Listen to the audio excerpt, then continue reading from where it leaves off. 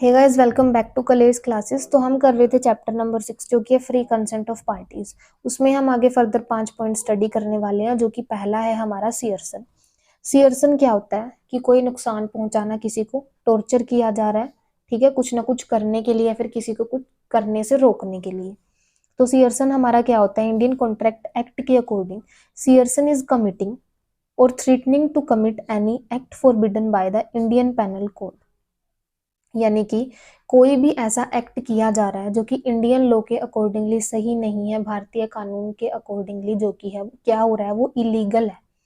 ठीक है, तो कोई भी पर्सन अगर कुछ भी ऐसा करता है या किसी को डराया धमकाया जा रहा है कुछ भी ऐसा करने के लिए जो इंडियन लॉ के अकॉर्डिंगली सही नहीं है, तो उसको हम क्या बोलेंगे? सियर्सन। इसी के अंदर आता है हमारा अनलॉफुल डिटेनिंग ऑफ प्रॉपर्टी, यानी कि प्रॉपर्टी को गैर कानूनी तरीके से अपने पास रखना या फिर किसी को डराना धमकाना, उस प्रॉपर्टी को गैर कानूनी तरीके से अपने पास रखने के लिए उसको क्या बोलेंगे? हम सियर्सन बोलेंगे। ठीक है, तो इसके हमारे पास कुछ फीचर्स हैं, जिसमें सबसे पहला हमारे पास क्या है कि committing an act forbidden by Indian penal code. तो कमिटिंग एन एक्ट का मतलब है कि इसके अंदर जो पार्टी है वो ऐसा कर रही है। यहाँ पर डराया धमकाया नहीं जा रहा, बस यहाँ पर वो एक्चुअल में ऐसा कर रही है। जैसे इसके अंदर कौन से एक्ट आएंगे हमारे? जैसे कोई पार्टी ने मर्डर कर दिया किसी का, या फिर किसी की डेड बॉडी को का संस्कार करने से रोका जा रहा है, किडनैपिंग हो गई किसी की, फिजिकल बीटिंग, टॉर्चर, ये सारा मतलब ये एक्ट ऐसे हैं जो इंडियन लॉ के अकॉर्डिंग सही नहीं है, इलीगल है। लेकिन कोई पर्सन अगर इनको करता है तो उसको क्या माना जाएगा कि ये जो पर्सन है वो सियर्सन के अंडर जो है किसी से कोई किसी का कंसेंट चाहता है या फिर उसको एग्री कराना चाहता है ताकि वो किसी कॉन्ट्रैक्ट में एंटर करे। जैसे यहाँ पर एक केस हुआ था जिसके अंदर एक विधवा जो कि 13 साल की थी, उसको फोर्स किया जा रहा था कि वो किसी बॉय को अडॉप्ट करे जो कि उसके हस्बैंड के रिलेटिव में से किसी का था, उसको अडॉप्ट करे, अदरवाइज उसके जो हस्बैंड है उसकी डेड बॉडी को जो है उसका संस्कार नहीं करने दिया जाएगा। तो इस तरीके से उसको डराया धमकाया जा रहा था। तो यहाँ पर जो पर्सन है वो कोई भी यहाँ पर वो एक्ट कर रहा है ऐसा जिससे कि जो अदर पार्टी है वो उस कॉन्ट्रैक्ट के अंदर एंटर कर जाए। तो इस सियर्सन जिसके अंदर इन्वॉल्व है उसको क्या माना जाएगा? वॉइड माना जाएगा एग्रीव्ड पार्टी की तरफ से। उसके बाद आता है हमारे पास threatening to commit any act forbidden by Indian penal code. इसके अंदर क्या था? Committing an act. इसके अंदर वो एक्चुअल में कर रहा है और इसके अंदर वो डरा धमका रहा है किसी को वो एक्ट करने के लिए। तो अगर किसी भी पर्सन को डराया धमकाया जा रहा है कि किसी भी प्रपोजल के लिए वो एग्री कर दे, किसी कॉन्ट्रैक्ट में एंटर होने के लिए वो एग्री कर दे, तो उसको हम क्या बोलेंगे? सियर्सन बोलेंगे। जैसे एक पर्सन यानी कि एक हस्बैंड है, वो अपनी वाइफ को और अपने बेटे को डराया धमका रहा है कि वो सुसाइड कर लेगा अगर उन्होंने एक रिलीज डीड जो है साइन नहीं करी उसके फेवर में प्रॉपर्टी को लेकर। यानी कि वो प्रॉपर्टी लेना चाहता था और यहाँ पर वो डरा धमका रहा है उसकी वाइफ को और उसके बेटे को टू कमिट एनी एक्ट, कि वो उसके फेवर में रिलीज डीड जो है साइन करे प्रॉपर्टी को लेकर। तो यहाँ पर ये क्या है? अंडर सियर्सन ये कॉन्ट्रैक्ट हो रहा है, इसको भी वॉइड माना जाएगा। उसके बाद आता है हमारे पास अनलॉफुल डिटेंशन ऑफ प्रॉपर्टी को गैर कानूनी तरीके से अपने पास रखना। ये भी क्या होता है? हमारा सियर्सन होता है।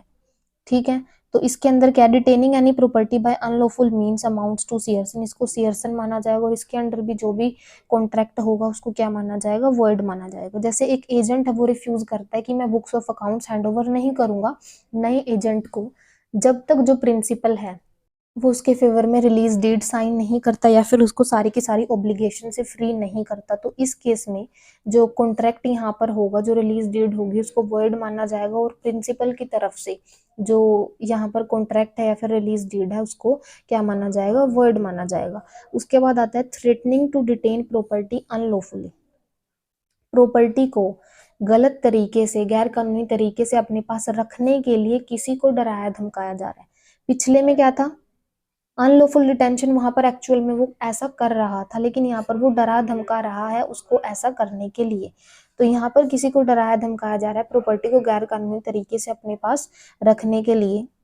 जैसे वही वाला केस था हमारा कि जो हस्बैंड है या फिर कोई अदर पर्सन है ऐसा बोल रहा है कि कोई अदर पर्सन आया और उसने उसके हस्बैंड को किडनैप करा और वो उसके वाइफ को और उसके बेटे को बोल रहा है कि अगर आपने मेरे फेवर में प्रॉपर्टी की जो डीड है उसको रिलीज नहीं करा तो मैं आपके हस्बैंड का क्या मर्डर कर दूंगा, इस तरीके से।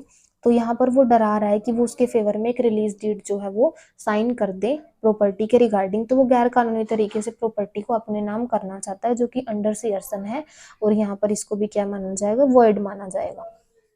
उसके बाद आता है हमारा इफेक्ट ऑफ सीयरसन, कि सीयरसन का क्या इफेक्ट होगा अगर कोई पर्सन उसको यूज करता है किसी भी कॉन्ट्रैक्ट में किसी को एंटर कराने के लिए। तो एक कॉन्ट्रैक्ट जो है अगर वो करा गया है सीयरसन का यूज करके तो उसको वॉइडेबल माना जाएगा एग्रीव्ड पार्टी की तरफ से, यानी कि जिस पार्टी को लेकर वो जो सीयरसन है यूज करा गया है। ठीक है, तो अगर कोई party that has been coerced so desires he can repudiate the contract. अगर किसी भी पार्टी को अंडर सीयरसन जो है कॉन्ट्रैक्ट में एंटर कराया गया है तो वो पार्टी उस कॉन्ट्रैक्ट को क्या कर सकती है, खत्म कर सकती है, तोड़ सकती है under the contract and make the party do the same, या फिर वो दूसरी पार्टी को फोर्स कर सकती है वही सारी चीजें करने के लिए। तो यहाँ पर अगर if the person whose consent is not free, अगर किसी पर्सन का कंसेंट फ्री नहीं है तो कहने का मतलब कि अगर किसी पार्टी का जो कंसेंट है वो फ्री नहीं है और उसको ऑब्टेन करा गया है बाय सीयरसन, तो पार्टी जो है उस कॉन्ट्रैक्ट को खत्म कर सकती है और जो कंसिडरेशन है वो रिसीव करा जा सकता है दूसरी पार्टी से। बर्डन ऑफ प्रूफ के अंदर क्या है कि जो पार्टी है जो कॉन्ट्रैक्ट खत्म कर रही है, अगर उसका कंसेंट जो है सीयरसन के थ्रू लिया गया है तो जो पार्टी है ग्रीव्ड पार्टी उसको पहले प्रूव करना पड़ेगा। वो ऐसे ही किसी को नहीं बोल सकती कि जो मेरे पे जो सीयरसन यूज करा गया कॉन्ट्रैक्ट में एंटर करने के लिए, ऐसे तो कोई भी झूठ बोल देगा। तो सबसे पहले उसको क्या करना पड़ेगा, प्रूफ जो है वो लाने पड़ेंगे ताकि प्रूव हो सके कि जो पार्टी है उसको यूज किया गया है। तो कहने का मतलब ये है बर्डन ऑफ प्रूफ में हमारा क्या रहेगा कि जो पार्टी है उसको पहले प्रूफ जो है लाने पड़ेंगे कि उसको ऊपर जो है सीयरसन यूज करा गया है। जैसे होता है ना कि जो कोर्ट है वो सबूतों के आधार पे चलता है, उसी तरीके से जो प्रूफ है वो देने पड़ेंगे कि उसके ऊपर सीयरसन यूज हुआ है, एंड देन जो कोर्ट है अपना एक्शन लेगी, जो भी डिसीजन वो लेगी। ठीक है, इस तरीके से। तो इसी के साथ हम करते हैं आज की वीडियो को and. If you like my videos please like share and subscribe.